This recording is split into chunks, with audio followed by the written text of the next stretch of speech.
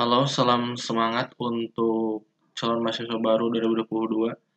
Di sini Kak akan coba menjelaskan mengenai tentang UTBK SBMPTN ya, yang lebih detail.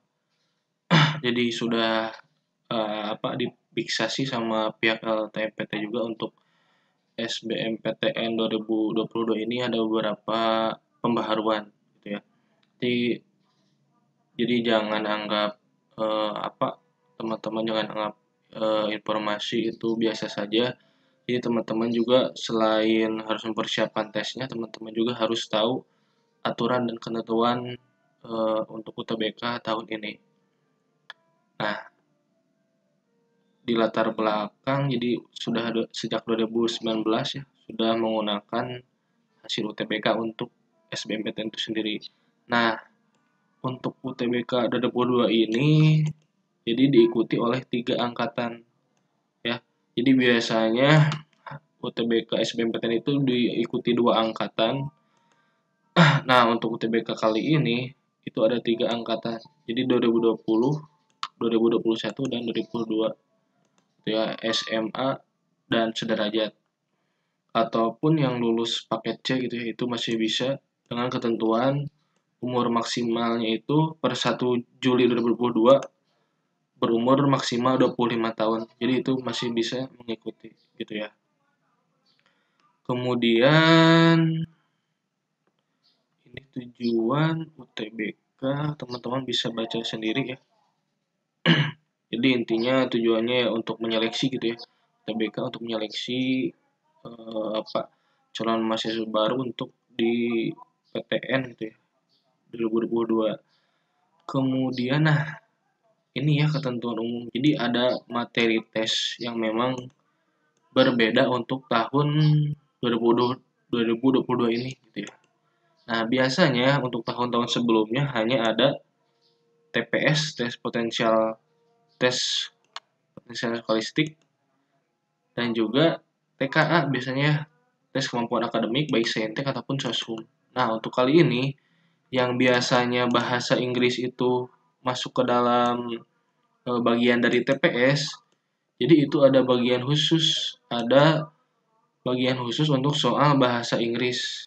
Nah, biasanya tahun-tahun sebelumnya bahasa Inggris itu hanya ada 10 soal untuk di bagian TPS. Nah, karena ini tahun ini dipisahkan, yang artinya bahasa Inggris akan lebih banyak soalnya. Mungkin lebih dari 20 gitu ya. Jadi minimal 20 sepertinya gitu ya. Jadi minimal 20 soal untuk bahasa Inggris. Jadi teman-teman juga harus dipersiapkan bahwa tahun ini bahasa Inggris ada bagian khusus di UTBK-nya.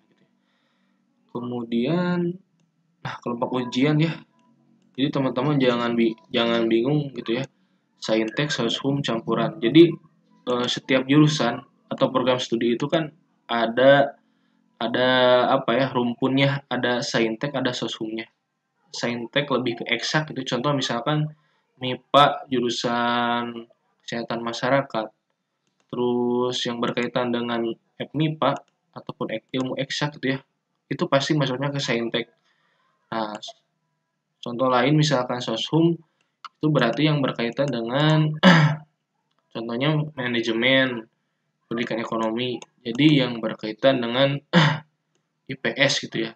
Jadi kalau teman-teman ini IPA gitu ya. Biasanya anak IPA lebih memilih yang saintek kalau mau yang eh, selaras gitu ya sama jurusan di SMA-nya. Kemudian untuk sosum itu anak IPS gitu ya. Jadi kalau yang dikatakan dengan lintas jurusan itu contoh linjur ya. Ya, contoh linjur. Itu artinya teman-teman waktu di SMA-nya jurusan IPA, tapi ketika mau kuliah itu memilih jurusan yang rumpun soshum gitu ya. Itu berarti linjur ataupun sebaliknya gitu. Nah, terus di kelompok ujian juga ada yang namanya campuran.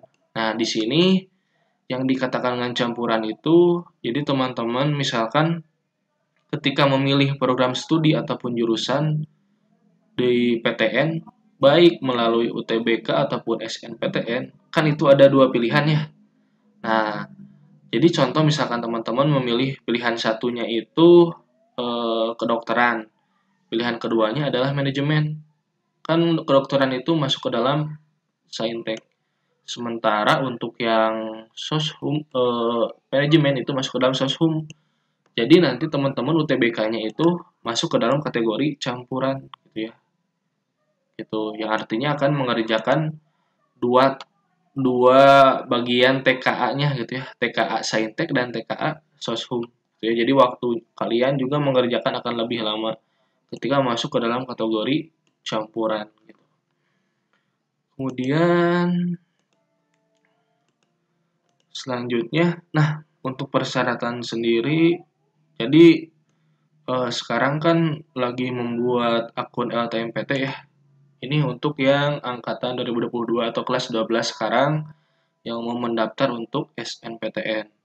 Nah, untuk yang mau fokus di UTBK atau teman-teman tidak masuk ke dalam kategori siswa eligible yang berhak mengikuti SNPTN, atau teman-teman merupakan gap year angkatan 2021 ataupun 2020, itu membuat akun LTMPT-nya dimulai nanti di bulan Februari ya, untuk di UTBK gitu ya. Nanti membuat akunnya di bulan Februari untuk UTBK. Kalau sekarang itu untuk yang SNPTN gitu ya. Selanjutnya ini sama terus foto terbaru ya. Oh ya teman-teman, mungkin nanti gap year ya, karena nanti foto terbarunya berwarna, terus ada stempel cap sekolah, terus tanda tangan sekolah. Ini bukti surat keterangan siswa kelas 12 ya. Terus apa lagi ya? Nah, di sini juga ada persyaratan lainnya.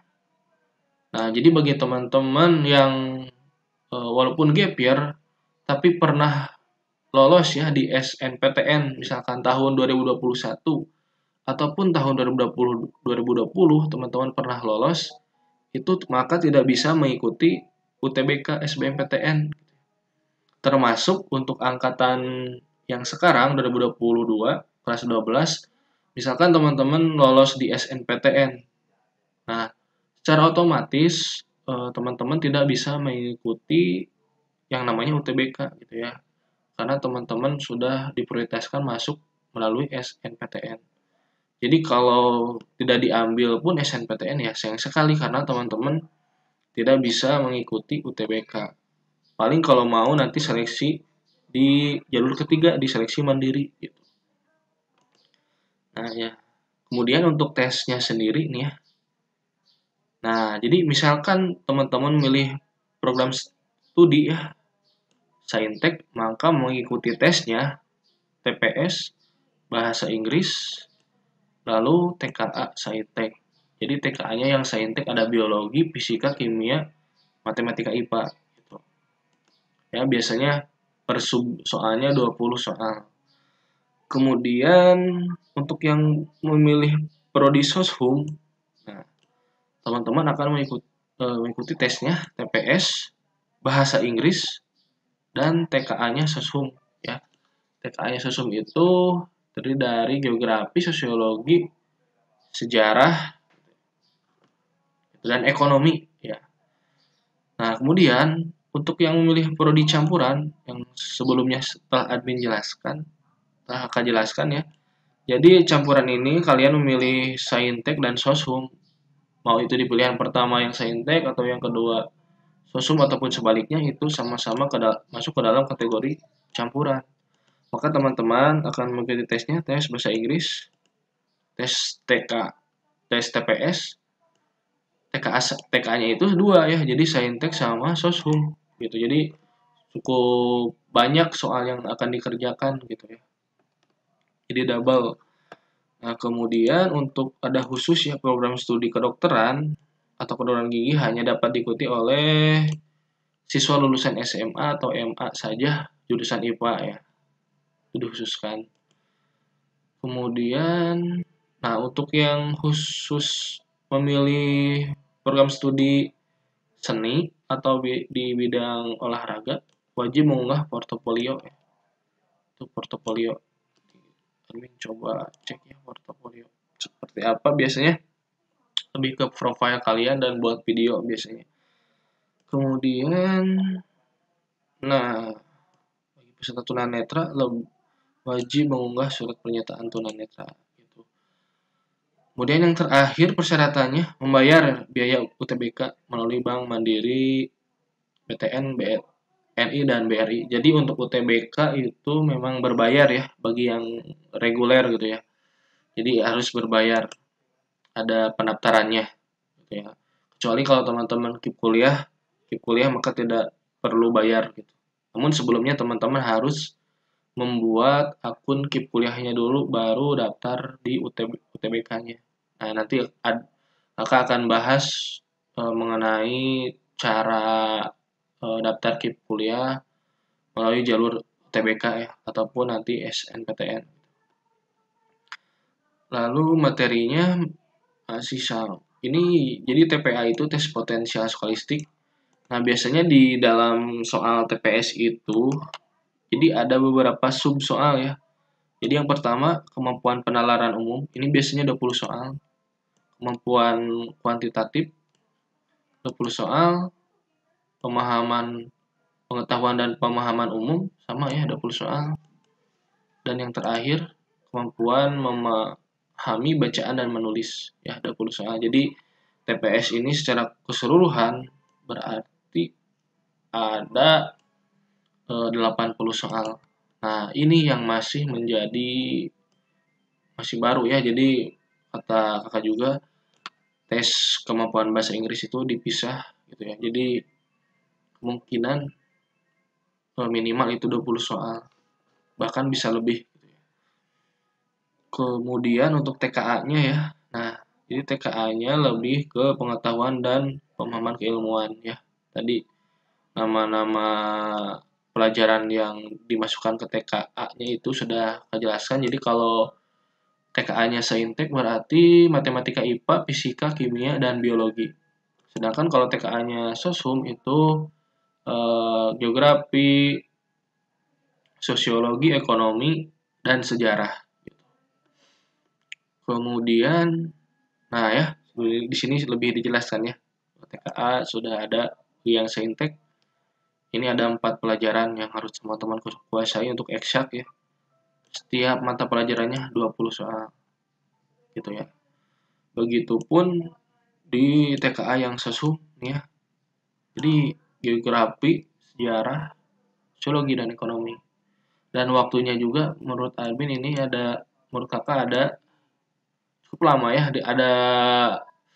ada penambahan dari tahun sebelumnya gitu ya. Biasanya 180 menit, ini bahkan hampir 200 menit ya.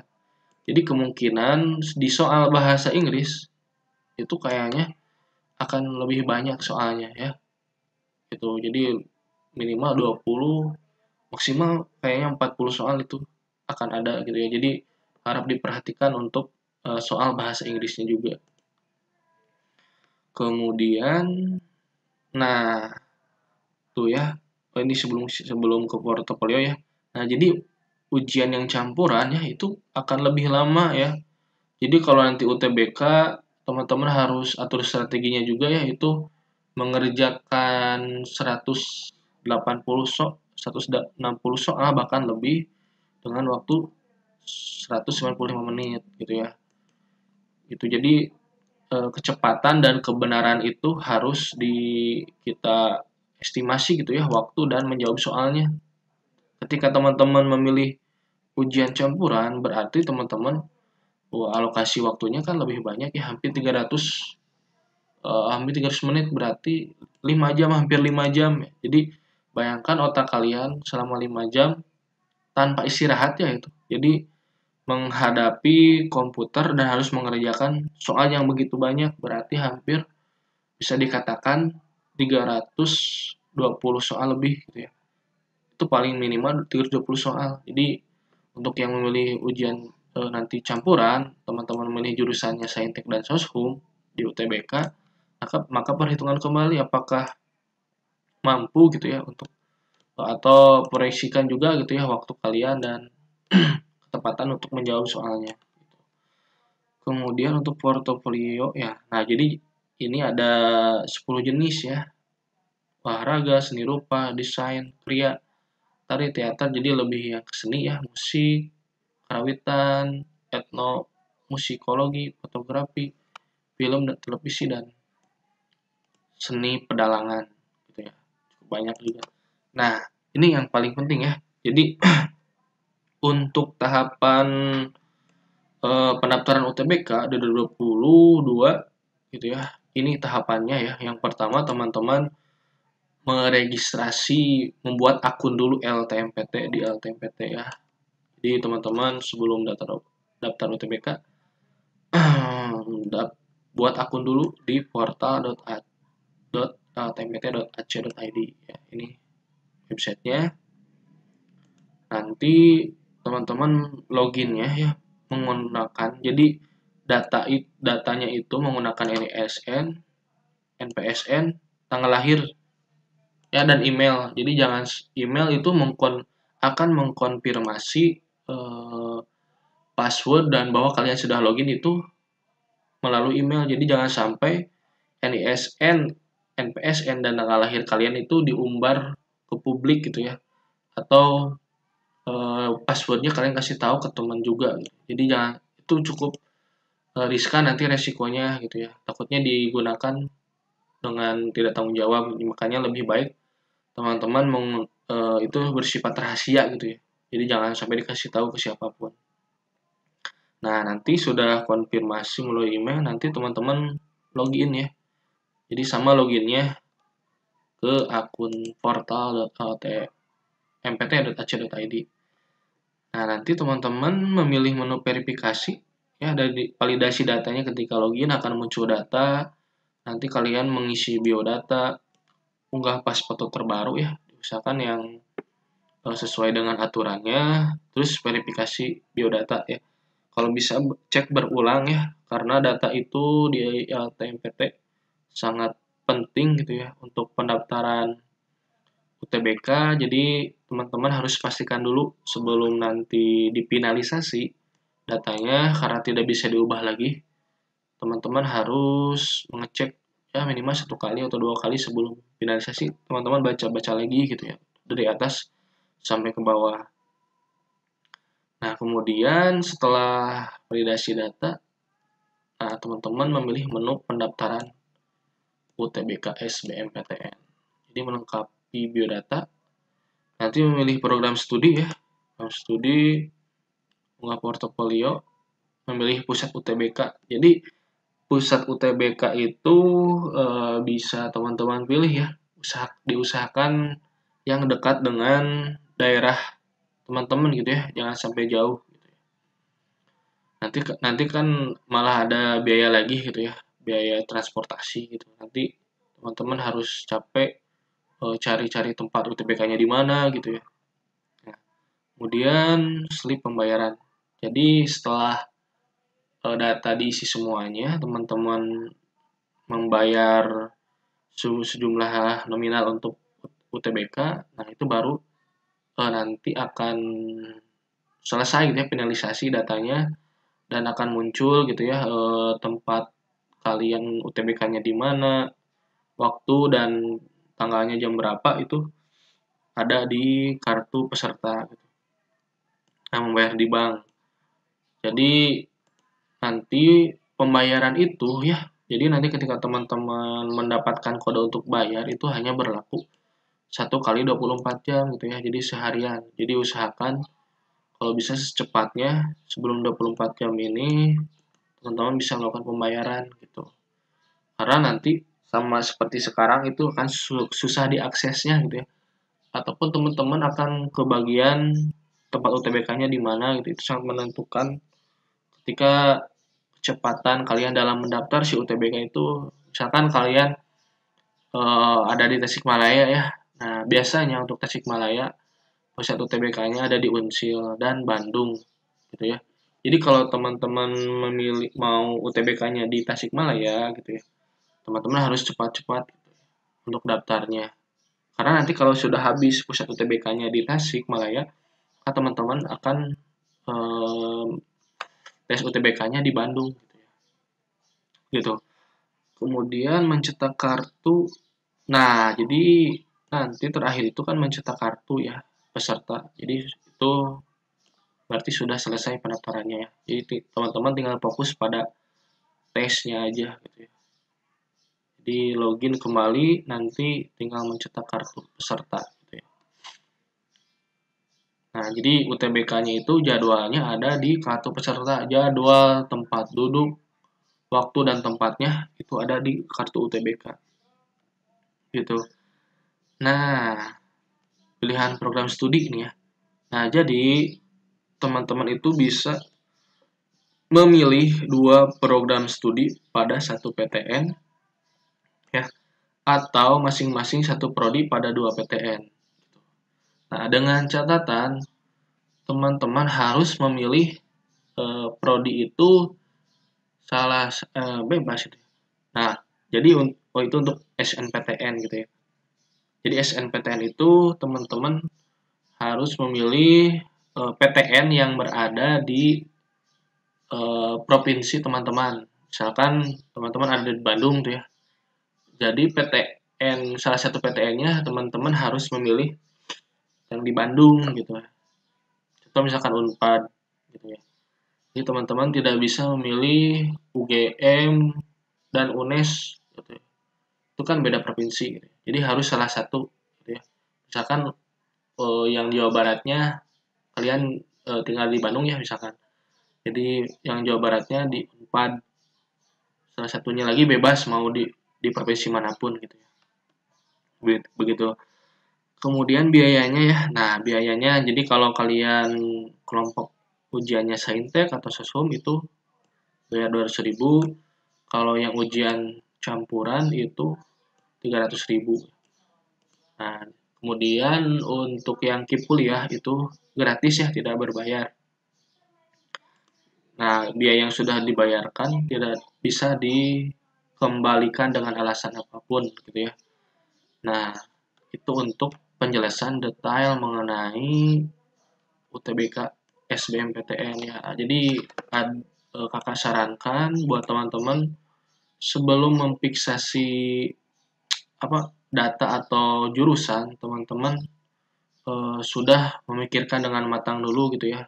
Jurusan yang saya pilih mau apa gitu ya, pilihan pertama, pilihan keduanya yang jadi sudah diprioritaskan gitu ya. Mau milih jurusannya apa. Jadi nanti jangan menyesal ketika sudah diterima di jurusan kedua gitu. Jadi jurusan pertama yang masuk dengan jurusan pertama itu jurusan prioritas teman-teman gitu ya.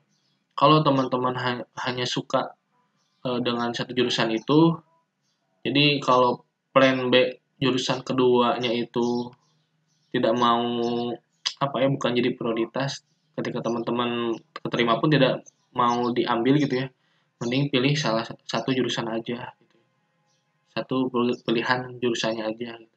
Tapi kalau teman-teman merasa pilihan pertama nih manajemen, pilihan keduanya kesehatan masyarakat, saya ketika tidak diterima di manajemen, di Kesmas juga tidak apa-apa, ya silakan gitu ya. Jadi perhitungkan baik-baik gitu ya untuk kedepannya, jangan sampai memilih di UTBK gitu ya. Oke, terima kasih. Jika ada yang ingin ditanyakan, teman-teman bisa chat di kolom komentar atau bisa juga di DM melalui Instagram di unsil.story atau infowebinar.event gitu ya. Terima kasih, see you untuk video selanjutnya. Jangan lupa ditonton juga. Oke.